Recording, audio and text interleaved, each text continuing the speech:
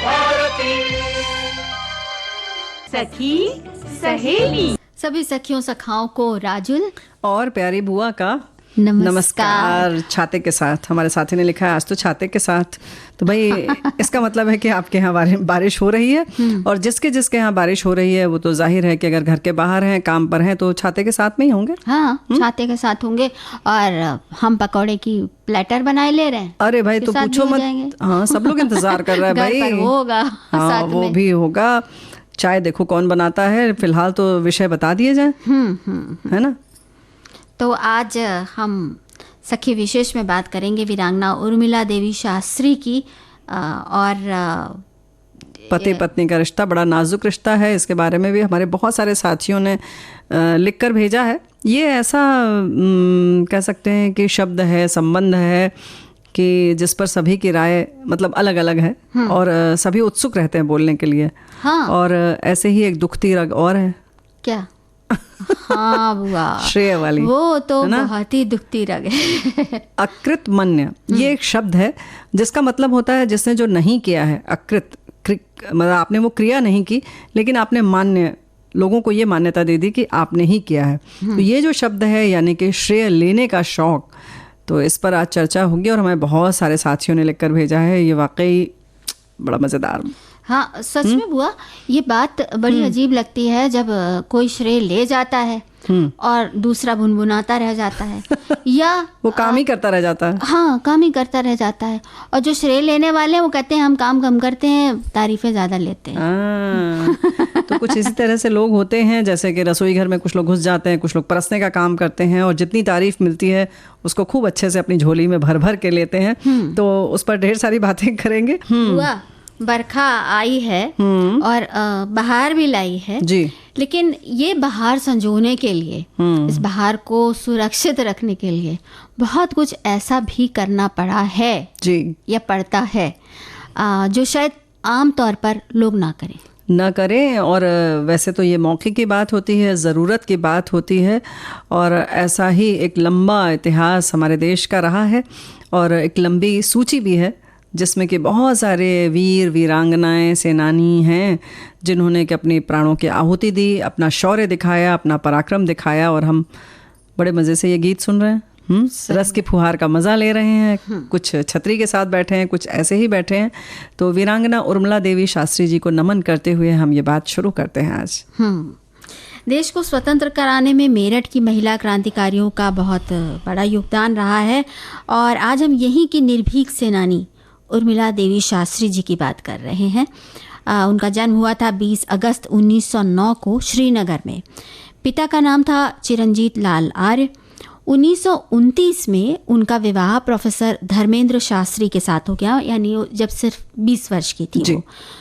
अगर वो चाहती तो अच्छी तरह जीवन बिता सकती थी, कोई ज़रूरत नहीं थी घर में ऐसी। लेकिन भारत माता को परतंत्रता के बंधन से मुक्त करने के लिए वो आज़ादी के आंदोलन में कूद पड़ी। उन दिनों गांधी जी के आह्वान पर उन्होंने सविनय अवज्ञा आंदोलन में हिस्सा लेना आरंभ किया। 19 जुलाई 1930 में उर्मिला देवी को जेल की सज़ा टाउन हॉल में छात्रों की मीटिंग को संबोधित कर रही थी तब हुई। और मीटिंग में उन्होंने छात्रों से शराब की दुकान पर धरना देने और उन्हें बंद कराने की वो अपील कर रही थी। छात्रों को मतलब उनके ऊपर यह आरोप लगाया गया कि वो छात्रों को भड़का रही थी। तो जाहिर है कि वो तो ब्रिटिश हुकूमत के खिलाफ ही बात थी। तो उन्हें विवाह के बाद मतलब 6 मास कारावास की सज़ा सुना दी गई। और मतलब उस समय सोचो वो गई, उस समय 10 महीने ही हुए थे। 6 माह की जो कारावास थी, विवाह के 10 महीने बाद जाना आसान नहीं था। जेल की सज़ा काट कर निकलने के बाद वे चुप नहीं बैठी, चाहती तो परेशान हो जाती। लेकिन उस समय नौचंदी मेला विदेशी वस्त्रों की बिक्री का केंद्र था, और नौचंदी मेले के आयोजन के 1 हफ्ता पहले उर्मिला शास्त्री ने विदेशी कपड़ों के बहिष्कार को लेकर सभा का आयोजन किया था। 30 महिलाओं की एक स्वयंसेवी टोली बनाई गई थी जो दुकानों पर जाकर पहरा और धरना देती थी। और उर्मिला देवी जो थी वो इस महिला सत्याग्रह समिति का नेतृत्व भी कर रही थी। तो इस टोली के साथ भी वो जाती थी, और जब महात्मा गांधी को गिरफ्तार कर लिया गया तब उन्हें 3000 सत्याग्रहियों की टोली बनाकर प्रदर्शन का जिम्मा सौंपा गया था। बहुत बड़ा काम है ना? हाँ, मतलब उन सबको एक साथ जोड़कर रखना भी बहुत बड़ी बात है। बिल्कुल। 1937 की बात है, तब इन्होंने ये सारे काम करते हुए इन्होंने एक महिला दस्तकारी स्कूल की स्थापना भी की। शुरुआत में स्कूल के प्रबंध और अध्यापिकाओं का जो भी खर्च होता था वो उन्होंने खुद दिया, और बाद में जब स्कूल चल निकला, खूब उन्नति होने लगी, तो कुछ परिचितों ने भी सहयोग करना शुरू किया, और जब बहुत ज़्यादा अच्छा नाम हो गया स्कूल का तो सरकारी सहयोग भी मिलने लगा। मतलब किस तरह से उनका जज्बा था और किस तरह से उन्होंने श्रम किया और अपने जो भी उन्होंने निर्णय लिया था उस पर अडिग रही, ये बहुत बड़ी बात है।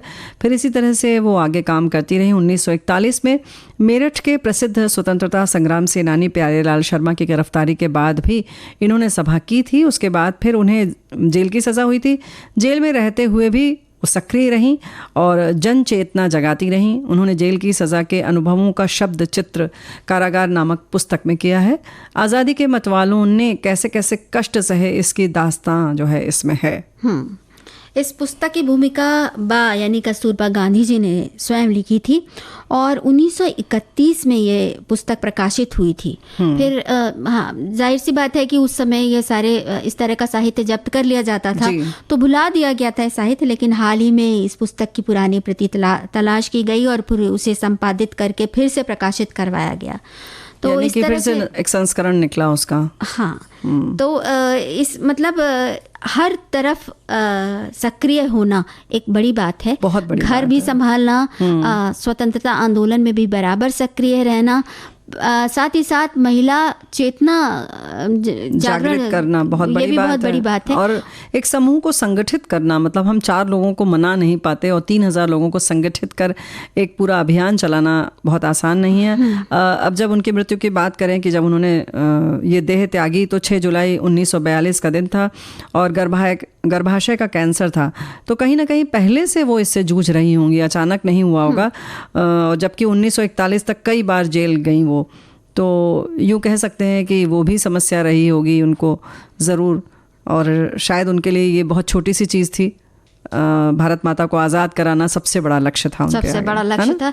क्योंकि कुछ जगह पर ये भी पढ़ा है बुआ कि जो उनको क्लोरोफॉर्म दिया जाता था, हाँ, इस दर्द से निजात पाने के लिए, शायद ही उस समय यही दवा होगी या जो भी हो, तो उन्होंने वो लेने से इनकार कर दिया कि नहीं, मैं पूरी जागृत अवस्था में और दर्द से जूझ कर मैं बराबर अपना काम करती रहूंगी। ये कहते हुए उन्होंने जीवन त्याग किया कि अपना काम पूरा करके ही तभी इस दुनिया को छोड़ूंगी। ओहो, तो ये जज्बा बहुत बड़ा है, बहुत बड़ा है। उन्हें हम नमन करते हैं, श्रद्धांजलि अर्पित करते हैं। बुआ, ये चोरी और डाका डालने वालों से ना, मतलब आप कितना भी होशियार रहें जी, लेकिन कहीं ना कहीं जैसा ही मौका मिलता है वो तुरंत अपना दांव चल देते हैं। तो भाई देखो, ऐसा है कि इस बात से सभी परेशान है। चलो, एक तुमने कह दिया है तो ये चालाकी मुझे बहुत बाद में समझ में आई। हमारे साथी लिख रही हैं, मैं सारा खाना बनाती, परोसती और थाली देने जाती तो कोई और ले जाता था कि मैं दे देती हूँ, और सब देखते कि ये कितना काम करती है।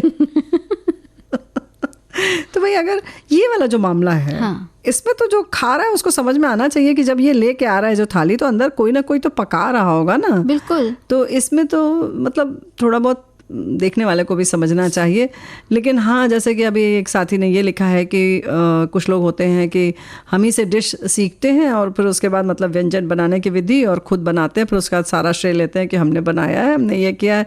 तो ऐसा तो खाने के संग भी होता है, स्वेटर आदि के संग भी होता है। हाँ, ये डिज़ाइन हम तो बस देख के बना लेते हैं, किसी को भी दूर से देखा और हम तो तुरंत समझ जाते हैं, तुरंत उतार लेते हैं। उस समय अगर आप सामने पड़ जाएं तो वो निगाहें कैसे चुराते हैं, ये भी तो देखा।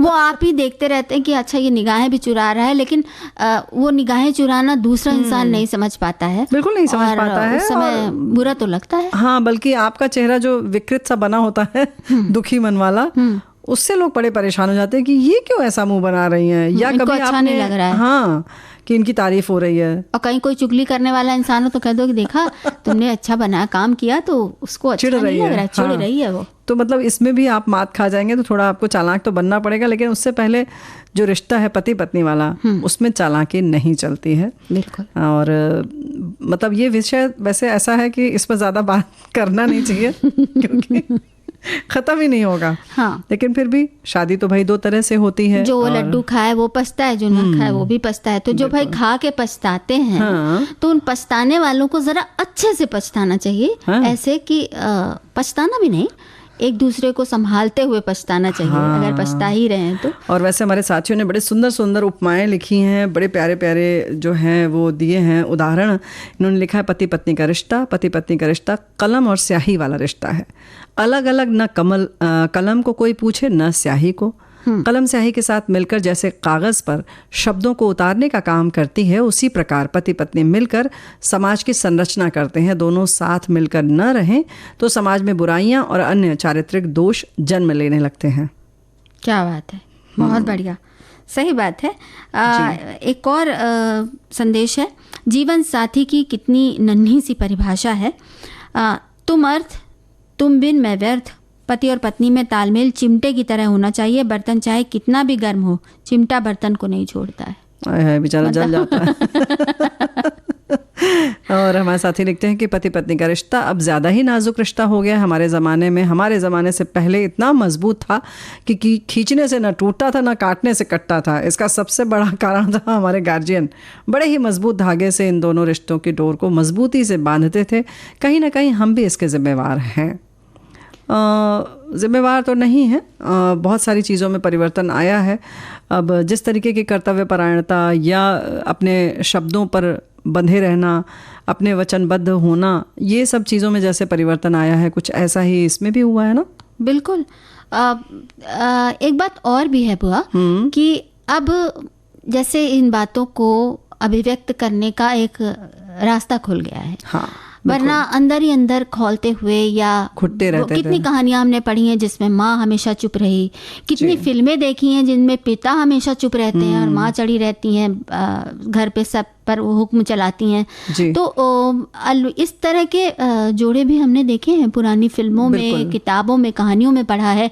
तो इस तरह का जो होता ना सामंजस्य का अभाव, हाँ, ये तो होता ही होता है। तो मतलब यही है कि वो भी ठीक नहीं था। हाँ। कि कोई बिल्कुल जीते जी कहना चाहिए कि एक जिंदा लाश की तरह अगर रह रहा है तो किस बात की खुशी, किस बात का वहाँ पर रौनक, किस बात का उत्सव, है ना। तो वैसे हमारे साथी ये भी लिख रहे हैं कि पति और पत्नी यानी दाम्पत्य, हाँ, दम कहते हैं रस्सी को, ये कह रहे हैं दाम कहते हैं रस्सी को। और माता यशोदा जब कन्हैया बदमाशी करते तो उन्हें बांधने का निर्णय लेती। इस बार उन्हें उनके बांधने के प्रयासों में रस्सी छोटी पड़ जाती है, किंतु अंततः वो बंध जाते हैं। मालूम है क्यों? ये उनकी माता का स्नेह और प्रेम की डोर थी जो प्रभु को भी बांध सकी। पति को यह दाम ही अपने पत्नी से बांधती है, और जिसे विवाह संस्कार में पुरोहित ने बांधा था। पति पत्नी की डोर इतनी अक्षुण ही अपेक्षित है। वाह भाई, क्या बात है। बड़े सुंदर सुंदर उपमाएं हमने कहा ना कि हमारे साथी लिख कर भेज रहे हैं। एक और संदेश है बुआ, किसी भी बात पर मुंह फूल जाए उसके बाद में एक तो हो ही पड़ता है कि एक दूसरे से खिंचे खिंचे नहीं रह सकते। प्रैक्टिकली एक दूसरे को समझना बहुत ज़रूरी है। एक उम्र होती है जब चेहरा और रंग रूप देखा जाता है, दूसरे पड़ाव में जिसमें विचार एक दूसरे से मिलने चाहिए, अंतिम बारी में केवल साथ ज़रूरी होता है। ये बात बिल्कुल सही है। और आज के सभी विषयों में विषय बढ़िया है, वो है पति पत्नी का रिश्ता। पत्नी और पति जीवन रथ के दो पहिए हैं। रथ के दो पहिए के बीच में अंतर ज़रूर होता है, साथ साथ चलते हुए अपने गंतव्य स्थान पर ज़रूर पहुंचा देता है। वैसे पति पत्नी के बीच विचारों का अंतर ज़रूर होता है, मतभेद हो सकते हैं, मन भेद नहीं होना चाहिए। एक दूसरे के साथ विश्वास रूपी सेतु पर जीवन रथ बिना रुके आसानी से चलता रहेगा। तो बुआ, अगर हम ये कहें कि मतभेद नहीं, मतभेद हो सकता है, मनभेद ना हो, हाँ। हम इसी बारे में बात कर रहे हैं कि पति पत्नी का रिश्ते में विश्वास, प्रेम, समर्पण ये सब तो है ही, लेकिन जो मनभेद होता है और उस मनभेद को कोई एक दबाकर जिंदगी काट देता है और दूसरा उस मनभेद को समझ ही नहीं पाता। हाँ, तो वो वैसी नौबत ना आए, उसके लिए कैसे क्या किया करें जाए? ये बात तो क्योंकि सोचना ये पड़ेगा। कह देने से तो ये होगा कि हमने आंखें फेर ली उस तरफ से कि पहले ऐसा नहीं होता था, अब ऐसा होने लगा है। अब ऐसा होने लगा, या अब लोग सोचने लगे और बड़े कहते हैं आज़ाद ख्याल होने लगे, ये भी कहा जाता है। प्यार चोरी चोरी ही होता है और ये कहीं ऐसा होता है कि चोरी चोरी इतनी होती है कि उसकी चोरी ही हो जाती है, गायब ही हो जाता है। गायब हो जाता है। सही बात है। तो जैसे हम लोग पति पत्नी वाली बात कर रहे थे ना बुआ, तो प्यार, समर्पण, विश्वास ये सब चीज़ें तो होती हैं, लेकिन उस सब का भी एक निश्चित वो होना चाहिए। क्योंकि कई बार ऐसा होता है ना कि एक समर्पण किए ही जा रहा है, समर्पण करते करते उसने अपना जीवन समर्पित कर दिया, अपना सब कुछ समर्पित कर दिया, वो अपनी जान से गया, खवैया को स्वाद नहीं आया। तो यही वाली बात होती है और लोग बड़े भोले बन जाते हैं। अच्छा, हमें तो पता ही नहीं चला, तुमने ऐसे किया था। अच्छा, तो भाई ऐसा नहीं है, उनको पता ही नहीं चलता है कि स्त्रियां क्या करती हैं, या कभी कभी स्त्रियों को ये नहीं पता होता है कि पुरुष बाहर कितनी परेशानी से आ रहे हैं, या सिर्फ और सिर्फ उम्मीद और मतलब इच्छा ही रखते हैं, और ये नहीं देखते कि उसकी भी एक सीमा होती है ना। एक सीमा होती है। और दूसरी बात ये भी है ना बुआ कि जैसे कोई तकलीफ है अगर, कोई मुश्किल है अगर, तो ज़रूरी नहीं है कि सामने वाला कहे। बिल्कुल। आप खुद भी देख सकते हैं अगर सामने दिखने वाली तकलीफ है, जैसे अगर चोट लगी है या कहीं से कुछ बुखार चढ़ा है, कुछ भी हो रहा है, या उल्टी हो रही है, कोई भी अगर बीमार है इस तरीके का जो कि लक्षण जिसके दिख रहे हैं ना, वो तुम कहना चाह रही हो ना, तो वो आप देख सकते हैं। तो ये बात चलिए मानते हैं, लेकिन जो बातें मन पर बीतती हैं उनको मन पर बिताते हुए बहुत दिनों तक चुप नहीं रहना चाहिए, क्योंकि चुप रहने से फिर कई बार ऐसा होता है कि वो मुंह पे ताला ही लगा दिया जाता है, जैसे ना जिपर लगा दिया जाता है। अब मुंह बंद ही रहेगा और खुलता तो अरे कैसे बोल रही है। अच्छा, जब तुम बोल दोगी अगर ये बात, तो ज़रूरी है कि वो समझ जाए। अगर तब ना समझा तब कितनी और तकलीफ होती है। हमारी बहनें ये भी कहती हैं कि कहा तो नहीं समझे, तब तो और लगा कि इतना पछतावा हुआ कि इससे अच्छा तो कहते ही नहीं, है तो ना। कह तो दिया, कम से कम कह तो दिया। भाई देखो, ऐसा है ना कि पछतावे वाली नौबत क्यों आए। ये अगर पति आपके कहते हैं तो आप उस पर समझें, और पत्नी अगर कहती है तो पति इस बारे में विचार करे। वो देखिए, हमारे एक सखी ने कितना अच्छा लिखा है कि पति पत्नी के रिश्ते में एक दूसरे के प्रति सम्मान बहुत अहमियत रखता है। इसके साथ ही अगर ये एक दूसरे के रिश्तेदारों, सगे संबंधियों का सम्मान करेंगे तो उनमें एक दूसरे के प्रति सम्मान के साथ प्यार भी बढ़ता है। कई बार देखा जाता है कि पति खुद पत्नी से सम्मान की इच्छा रखते हैं लेकिन खुद पत्नी का सम्मान नहीं करते, और ये भी होता है कि पत्नियां पति से सम्मान की इच्छा रखती हैं लेकिन ना पति का सम्मान करती है, ना पति के रिश्तेदारों का सम्मान करती। तो भाई यही है कि ताली दोनों हाथ से बजती है जी, तो दोनों हाथों से ही बजाएं। तो सम्मान दें और सम्मान लें। सम्मान दें, समर्पण दें, सहनशील बने और ये सब करें।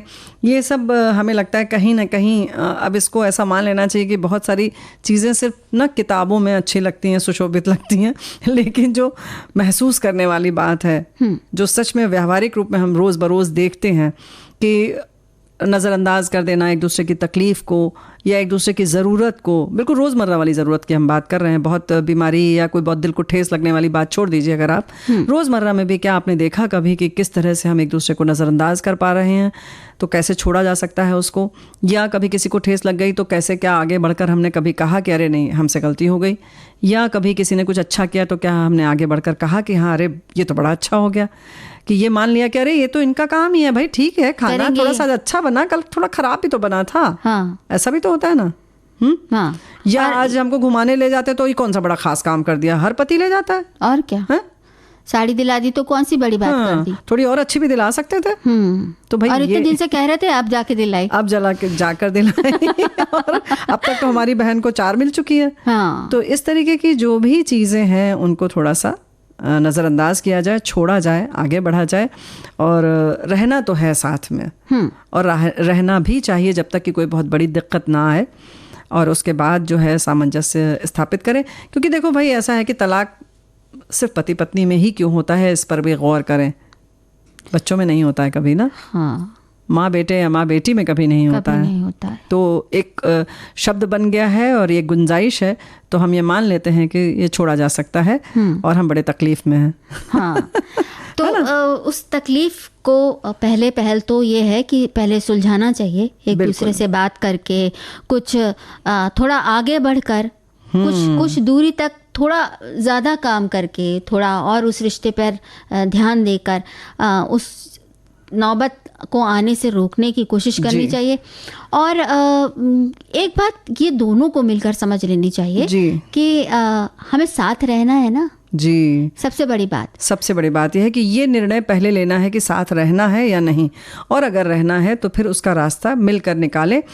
इसमें एक मनोवैज्ञानिक से मुलाकात हुई कभी, तो उन्होंने बहुत अच्छा कहा था कि जैसे कि हम ABCD सीखते हैं, क ख ग घ सीखते हैं, वैसे ही पति पत्नी साथ में रहने के लिए इस तरीके का भी प्रशिक्षण ले सकते हैं। तो ये भी सीखा जा सकता है। तो हमारा ये कहने का मतलब है कि अगर आवश्यकता पड़े और नहीं समझ में आ रहा है कि ये गाड़ी कैसे चले, तो किसी मनोवैज्ञानिक की मदद ले लें। हो सकता है कि वो आपको बेहतर तरीके से समझाए। हम वो चीज़ समझ ही नहीं पा रहे हैं, है ना। हमको लग रहा है अगर मिर्च लग रही है तो हम बार बार पानी पी रहे हैं, हो सकता है इस बार शक्कर खाने से ठीक हो जाए, है ना। सही बात है बुआ। हाँ, या कभी-कभी खिला देती है कभी-कभी रूखी रोटी खाने से वो चीज़ खत्म हो जाती है। तो ये रास्ता जो है, विशेषज्ञ भी अब बहुत सारे हैं, पहले ये एक पूरा विषय अब हो गया है, तो इस तरीके की सलाह मशवरा कर लेना चाहिए। और जैसे किसी की गलती बताते हैं, एक बड़ी छोटी सी बात है यहाँ पे ज़रूर कहना चाहेंगे कि गलती बताई या कोई अपनी ज़रूरत बता दी, चलिए आपकी गलती बताया तो आप उसको पहले तो बहुत दिल पर मत लीजिए। हमने अपनी एक तरह से मान लीजिए कि ज़रूरत बताया था कि भाई हमें ऐसा चाहिए था, आपने देखिए ऐसा कर दिया। होता क्या है कि हम ले लेते हैं कि अरे हमारी गलती बता दी, हमारे ऊपर आरोप लगा दिया। तो इससे बेहतर है कि पहले तो समझें कि ये चाह क्या रहा है सामने वाला हमारा साथी, और दूसरा उसको बात तक ही सीमित रखें, यानी उस पर बात करें, विचार विमर्श करें, न कि लड़ाई करें। बिल्कुल, उसको मुद्दा बनाकर लड़ाई ना करें, बहस ना करें, बल्कि उस पर चर्चा करें और विचार विमर्श करें। और हम मतलब वो सीधे मतलब ये है कि सम्मान का मतलब ये नहीं कि आप आपसे बात करें, आप भावनाओं का सम्मान करें। आप करने के बाद एक दूसरे की बिल्कुल होता है ना कि खाल खींचने के लिए आमादा हो जाते हैं कई जोड़े, तो बड़ा व्यंग्यात्मक भी हो जाता है कभी-कभी। हाँ, तो उससे थोड़ा परहेज करें और मतलब ये करें कि आपके साथ साथ भावनाओं पे भी आपकी बात बिल्कुल लागू करें। बुआ, हम लोग जो ये बात कर रहे हैं पति पत्नी की, उसमें मतलब समर्पण और ये सब के साथ साथ एक और भी बात है कि एक दूसरे को श्रेय देते रहें। हाँ, यही तो हम कह रहे हैं कि मतलब आंखें पढ़ते रहें। हमने तो पहले ही कहा, देखो भाई कि अगर कुछ अच्छा लगे तो तारीफ कर दीजिए। और देखो ऐसा है कि अक्सर ऐसा भी होता है कि घर खरीद लिया तो पति सोचता है कि हम ही ने खरीदा है, लेकिन उसमें भी मान लें कि कहीं ना कहीं उसका भी कुछ अंश है। तो वही है ना कि मिलकर कहें कि हमने मिलकर ये घर बनाया है, आशियाना, तो अच्छा लगेगा, है ना। बिल्कुल। और ऐसे ही कभी कभी पत्नियां खरीद लेती हैं कुछ बाजार से जाकर साड़ी, तो ये हमने खरीदी है, ये तो हमारे ही तरफ से आई है, या हमने ही इसका पैसा खर्च किया है। जबकि कभी कभी अगर आप देखेंगे तो हो सकता है कि वो कहीं से ऐसा मतलब उनके पास रोजगार नहीं होगा, फिर भी कहती हैं कि हमने गृहस्थी से बचाया, तो गृहस्थी में जो पैसा लगा था वो पति ने ही लगाया था। और एक बात और भी है बुआ, जैसे कुछ गृहिणियां ये भी कहती हैं कि हम अपने बूते पर बात करते हैं। तो ये बूता, ये सम्मान, ये रुतबा, ये हौसला, या जिसको कहें ये ताकत, उनको उस रिश्ते में बंद कर आई है, जिसको शायद वो उतना सम्मान नहीं देती जितना कि उन्हें देना चाहिए। तो ये बात भी थोड़ा सा ध्यान रखना चाहिए, यानी कि दोनों तरफ से बात। यही हम कहने वाले थे कि भाई हम तो नाराज हो जाएंगे हमारी बिटिया और बहुरिया के बारे में तुम ऐसा कहोगी, खासतौर से बहुरिया लोगों के बारे में। ऐसा बिल्कुल नहीं है।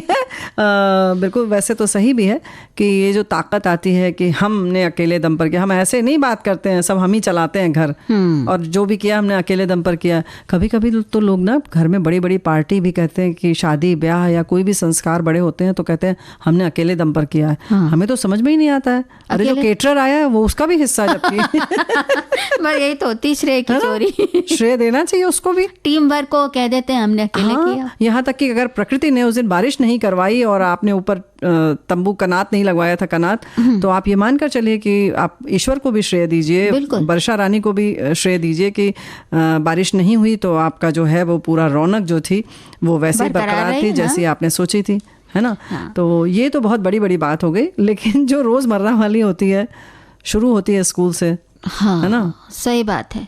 मतलब ये होता है कि कुछ जैसे अच्छा काम कर दिया, जैसे मॉनिटर होते हैं जी, तो क्लास में सब लोग चुप बैठे हैं तो मॉनिटर को श्रेय जा रहा है। हाँ। अब इस बात से किसी को बड़ा बुरा लग रहा है, चुप तो हम बैठे हैं, हाँ, चुप तो हम बैठे हैं, जान तो हमारी बनी हुई है, और वो कह रहे हैं कि डिसिप्लिन इन्होंने रखा है, इन्होंने रखा है। ये बात बिल्कुल सही है, यहाँ से शुरू हो जाती है। हाँ, तो भाई वो जो 30-40 बच्चे हैं, हाँ, वो सबका उतना ही प्रतिशत है जितना कि मॉनिटर का तो है। टीचर अगर हैं तो ये ध्यान रखें कि जब मॉनिटर की तारीफ कर रहे हो तो उस क्लास को भी कहें कि आप सभी बच्चे बहुत अच्छे हैं, क्योंकि सबने मिलकर मॉनिटर का साथ दिया और इस तरह से आपकी पूरी कक्षा जो है वो अनुशासित है और आप सबको हम एक तरीके से देते हैं कि अच्छा लग रहा है देख कर कि आप सब अच्छे बच्चे हैं हमारे, तो इस तरह से कह सकते हैं। और फिर उसके बाद धीरे धीरे होता है कि घर में अगर 2 बहनें हैं, 2 भाई बहन हैं, या 1 भाई 1 बहन है, तो उसमें तो बड़ा मज़ा आता है। सही बात। ये जो दौड़ दौड़ के अभी हमारे साथी ने बताया ना कि खाना कोई बनाता है फिर परस देता है कोई और,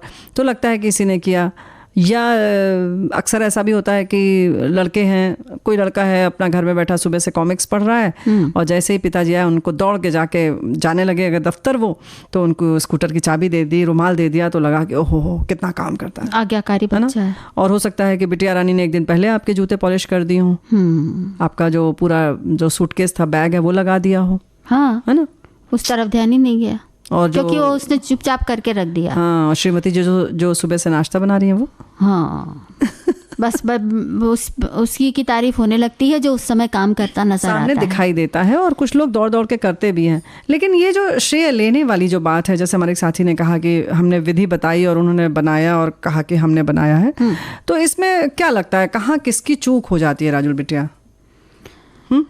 भाई देखिए, अब जिनकी आदत है उनकी तो आदत है, हाँ, वो तो ऐसा करते ही हैं, उन्हें उसमें मजा आता है। क्योंकि कुछ लोग बड़े शान से ये बात कहते हैं कि हम करते वर्ते कुछ नहीं है, हाँ, नाम ले जाते हैं, नाम हमें यश बहुत है, हमारे हाथ में यश बहुत है ये कहने वाले बहुत सुने मिलेंगे आपको कि हमारे हाथ में यश बहुत है, हम जितना करते नहीं उससे ज्यादा हमें तारीफ मिल जाती है। अरे नहीं भाई, आप चुरा लेते हैं। सही बात है। तो अब ये आदत होती है कि दूसरे की बनी चाय पर चम्मच हिला के अपना वाह वाही लूट लेना कि वाह वाह क्या चाय बनी है या भाई दूसरे के बने खाने को अपना कह देना। लेकिन अगर ये आदत है तो बस ज़रा ये सोच लीजिए कि अगली बार शायद ऐसा हो कि वो जो दूसरा है जिसके यश को आपने लूटा है वो यश आपको लूटने के लिए वो वहाँ पर ना हो, आप ही का सब काम हो और वो उतना बढ़िया ना हो, तो दूसरे को भी श्रेय दें और उनको भी याद कर लें जो आपकी, भाई आप भी तो कुछ अच्छा ही करते होंगे या आप सिर्फ यही चालाकी करके रहते हैं तो कहीं ना कहीं जो अच्छा काम करते हैं उसके बारे में सोच लें कि अगर जो हम काम करते हैं और उसका श्रेय कोई और ले जाता तो कितना बुरा लगता है। सच बात है, अपने को उस जगह रख के देखें। लेकिन जैसे कि ये बात हुई कि हमने किया और सामने वाले ने कहा, तो आप एक बार तो चौंक जाएंगे कि ऐसा कैसे हो गया, या जैसे चम्मच उन्होंने हिलाया तो आप मतलब आप कह सकती हैं कि नहीं भाई हम सिर्फ चम्मच हिला रहे हैं, बनाया फलाने हैं, हाँ, है ना, हमारी बहन ने बनाया, हमारी देवरानी ने बनाया, हमारी जिठानी ने बनाया, सासू माँ ने बनाया, जिसने भी बनाया है आप कह सकते हैं कि नहीं नहीं भाई इसका श्रेय तो आप इनको ही दीजिए, है ना। और अगर आप नहीं दे सकती हैं, आप वाकई चोरी कर रही हैं, थोड़ी सी बेईमानी कर रही हैं, अपनी तारीफ मिल रही है, वहाँ आप खुश हो रही हैं, तो थोड़ा सा अगली बार के लिए सजग हो जाइए और ये सोचिए कि आपके साथ जिसने बनाया है उसको कितनी ठेस लग रही होगी, या इसका पलटवार कभी हो गया तब आपको कैसा लगेगा। सही बात है, सही तो बात है। अगर हम ये कहें कि देखो राजुल बिटिया, अक्सर ऐसा कहा जाता है अब लो ये तो चौके में ही घुसी रहती हैं, इनको समझ में नहीं आता है कि इनको भी आगे आना चाहिए। हो सकता है कि वो थोड़ी सी कम बोलने वाली हों, अंतर्मुखी हों, है ना, तो उनको तो कैसे सिखाया जाएगा?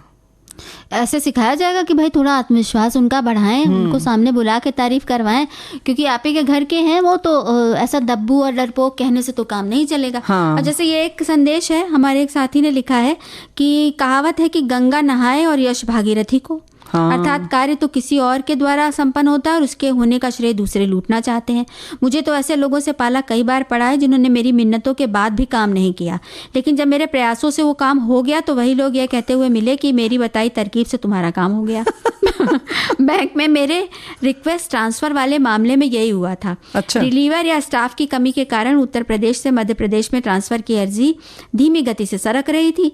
एक सहकर्मी जो पहले मेरे साथ था और बाद में क्षेत्रीय कार्यालय में पदस्थ हो गया था, उसने मेरे मामले में कोई रुचि नहीं दिखाई। 2 साल हो गए। आखिर जब फाइल ने गति पकड़ी और ट्रांसफर ऑर्डर साइन हो गए तो वही मित्र एक दिन बोला, देखा मैंने फाइल साहब के पास पुटअप की तो तुम्हारा काम जल्दी हो गया।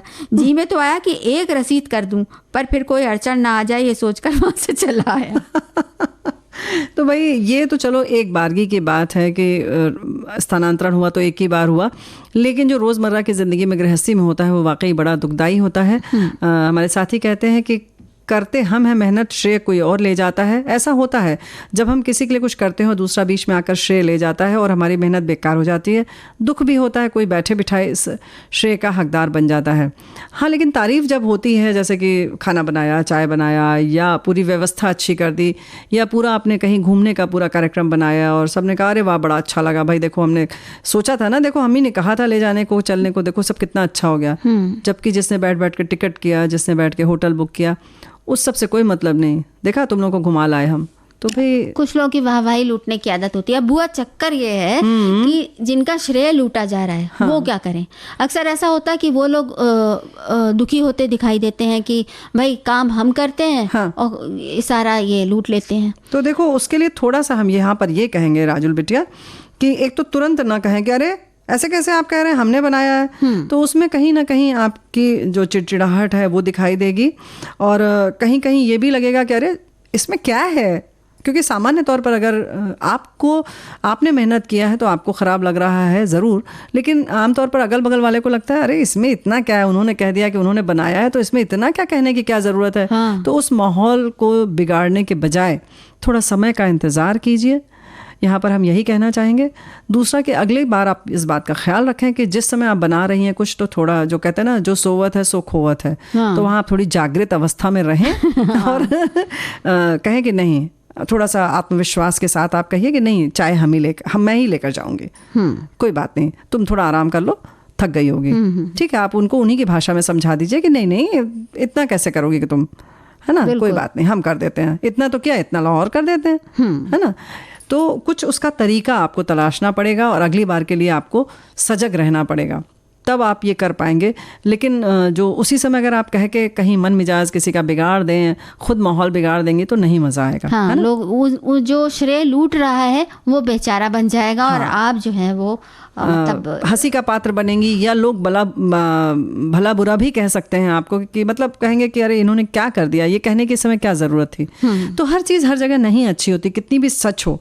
जैसे कहते हैं ना कि कड़वा सच नहीं अच्छा लगता। तो स्थिति देखकर थोड़ा सा समझदारी के साथ चले और इसमें थोड़ा सा संयम बरतने की ज़रूरत है। और इसके लिए भी हम कहेंगे कि थोड़ा सा पाठ पढ़ें, सबक लें, देखें कि सामने वाला किस तरह से लेता है, उसकी नकल मार लीजिए थोड़ी सी। और क्या, कुड़ने की बजाय क्योंकि भाई दूसरा नहीं बदल सकता, आप ही बदल जाइए। जैसे क्या होता है कि पंगत जब लगती थी पहले के ज़माने में, तो कुछ लोग तो झुक झुक के पूड़ी परस रहे हैं, पानी परस रहे हैं, भारी भारी रायते का और उसका डोंगा लेके चल रहे हैं, चौगड़ा जो होता था ना सब्जी का, ये वो भारी भारी, और कुछ लोग पापड़ की डलिया लिए आराम से आए या मिठाई लेकर आ गए। मिठाई एक बार लेगा आदमी, तो वो कुछ इस तरीके की समझदारी आप कर सकते हैं। हमने भी खाना खिलाया। तो भाई इस तरह से थोड़ा सा समझदारी रखिए। अनावश्यक रूप से परेशान होकर अगर आप दब्बू भी हैं तो थोड़ा सा अपने व्यक्तित्व में निखार लाइए, है ना। और अपनी बात कहने का, अपनी बात को रखने का ढंग, ये आपको अपने अंदर खुद से विकसित करना होगा, तभी बात बन पाएगी। हाँ, आप मतलब इस चक्कर में हंसी का पात्र बने, ये तो अच्छी बात नहीं होगी, है ना। बिल्कुल। बुआ, ये एक संदेश है। मैं सब तरफ से निवृत्त होकर अब धीरे धीरे व्हाट्सएप फिर फेसबुक पर एक्टिव होती गई। बहुत से अच्छे अच्छे संगीत के और कई ग्रुप से मैं एक्टिव होती गई और अब विविध भारती से जुड़ गई। तरह तरह की तकनीक सीख ली। ये सब मैंने अपने आप ही करना सीखा है। अब मैं बहुत ज़्यादा बिजी हो गई हूँ, ये श्रेय मैं अपने आप को ही देती हूँ। अब मैं दूसरों को भी बताती रहती हूँ। क्या बात है, ये तो आपके आत्मविश्वास का परिणाम है ना। बिल्कुल बिल्कुल। तो आपको श्रेय मिलना चाहिए और हम भी आपको सलाम करते हैं। हाँ, बहुत बहुत बधाई। वैसे बहुत उच्च बात हमारे एक साथी ने लिखा है, दिव्य व सच्चे संतों में आकर प्रभु अपना प्रेम, वात्सल्य, ज्ञान की अकारण ही कृपा बरसाते हैं, कर्मों को धोते हैं और कहते हैं कि ये तो संतों के कारण ही हो सकता है। वहां भी छिप जाते हैं स्वयं प्रभु और सारा श्रेय अपने प्रेमियों को दे देते हैं। आज हम भी परम प्यारे का ये गुण स्मरण कर रखते हुए घर पर या काम पर दूसरों को खुले हृदय से श्रेय दें। जितना हम अपने मैं को घोल सकें और जितना याद कर सकें कि हर संबंध के रूप में केवल परमेश्वर ही कार्य कर रहे हैं, हम तो मात्र साधन ही हैं। क्या बात है, ये समझ ले तो क्या बात है। बहुत अच्छी बात आपने बताई। और इसमें तो क्या है राजुल बिटिया कि जिसने किया है उसको भी लगेगा कि मैं तो कर ही नहीं रही हूँ ना, या कर रहा हूँ तो फिर तो परमेश्वर का ही। सब जगह की जड़ तो यही मैं है ना। मैं है, लेकिन मैं के आगे मैं तो सब घोल दिया जाए, लेकिन पेट का क्या करें। सही बात है, पेट का ये करें कि फटाफट पकौड़ा प्लेटर हम बता रहे ना बुआ। बताओ तो अब देखिए आप जरा। तो वही तो हमारा इशारा था भाई। क्या बनवा रही हो? तो भाई कच्चे पपीते के पकौड़े बना रहे हैं। क्या बात है। तो आधा किलो कच्चा पपीता, 1 बारीक कटा हुआ प्याज, 2 कप बेसन, 1 कप चावल का आटा, 1 चम्मच अदरक लहसुन का पेस्ट बना लें या तो घर में खुद से, और 1 चम्मच लाल हरी मिर्च, 1 चम्मच हरी मिर्च का पेस्ट, 3 चम्मच नमक, आधा चम्मच हल्दी पाउडर और 3 कप तेल। अब करना क्या है कि कच्चे पपीते को छील के उसके 2 हिस्से करके बीज हटा दें और फिर पपीते को पतली पतली लेयर में काट कर छोटे छोटे पीस कर लीजिए। एक थाली में बेसन, चावल का आटा, बारीक कटा प्याज, अदरक लहसुन पेस्ट, लाल मिर्च पाउडर, हरी मिर्च, ये सब मिलाकर मिक्स कर लीजिए उसको। अच्छा। और पपीते के पीसेस को जो आप मिक्सर में ग्राइंड कर लीजिए। इसके बाद पेस्ट को बेसन वाले मिक्सचर में मिला दीजिए। तो इसमें पानी नहीं मिलाना पड़ेगा। अच्छा, है ना। और फिर इस पेस्ट से आप कढ़ाई में तेल को अच्छी तरह से गर्म कर लीजिए। हाँ। क्योंकि हम कहते हैं पकौड़ा भाई बहुत तेल सोखता है, तो वो यही कारण होता है कि तेल या तो आंच कम होती है या फिर तेल कम होता है। तो इन सब वजहों से होता है। तो आंच भी हो बराबर और तेल भी हो, और सुनहरा सुनहरा सेक लीजिए। और अभी तो रख लीजिए, प्लेटर बना रहे हैं ना। हाँ, अभी और भी चीज़ें हैं। कद्दू के फूल की पकौड़ी बनानी है। 8-10 कद्दू के फूल ले लीजिए, कद्दू जो कोहड़ा जिसको कहते हैं ना। और 1 कटोरी बेसन चाहिए, आधा कटोरी चावल का आटा भी इसमें चाहिए। 3-4 लहसुन अगर नहीं आप खाते हैं तो हटा दीजिए। 1 टुकड़ा अदरक का पेस्ट बनाने के लिए। लाल मिर्च पाउडर 1 टीस्पून। सबसे पहले कद्दू के फूल को पानी की सहायता से अच्छे से धो लीजिए और पीछे जो हरा वाला डंठल वाला हिस्सा होता है उसको निकाल दीजिए और फिर उसे साफ कर लीजिए। बेसन में चावल का आटा मिला दीजिए, अदरक लहसुन का पेस्ट भी उसमें मिला दीजिए जो ताज़ा बनाया है। जीरा, लाल मिर्च पाउडर, नमक मिलाकर गाढ़ा घोल बनाइए। कद्दू के फूल बेसन के घोल में अच्छी तरह लपेट लें और कढ़ाई में तेल गरम करके सुनहरा तल लें। गर्मा गर्म कद्दू के फूल के पकौड़ों को चटनी या सॉस के साथ सर्व करें। अभी रख लें चटनी सॉस सब एक भाई देखो, तेल जो है ना, इसमें हम ये कहेंगे कि अगर आप सरसों का चाहें तो सरसों का, नहीं तो तिल का, नारियल का, जो तेल आप प्रयोग में लाते हो उसका इस्तेमाल करें, कर सकते हैं जी। अच्छा, अब बैगन के पकौड़े भी बना लिए जाएंगे, है ना। तो बैगन के पकौड़े बनाने के लिए 2 बड़े बैगन ले लिए, 1 कटोरी बेसन ले लिया, अजवाइन ले लिया आधा टीस्पून, थोड़ी सी हींग ले ली, अमचूर पाउडर ले लिया आधा टीस्पून, नमक स्वादानुसार और तलने के लिए तेल। अब बेसन फेंटकर गाढ़ा घोल बनाएंगे, उसमें सब ये नमक, मिर्च, अजवाइन, हींग, अमचूर पाउडर सब मिलाकर रख देंगे। उसके बाद फिटा हुआ बेसन रख दिया। अब गाढ़ा होना थोड़ा सा गाढ़ा। हाँ। अब बैगन गोल गोल काट के लेंगे, छिलके समेत, छिलका नहीं छीलना है जी। और कुछ देर घोल में डुबो कर रखेंगे, फिर सुनहरा होने तक तल लेंगे।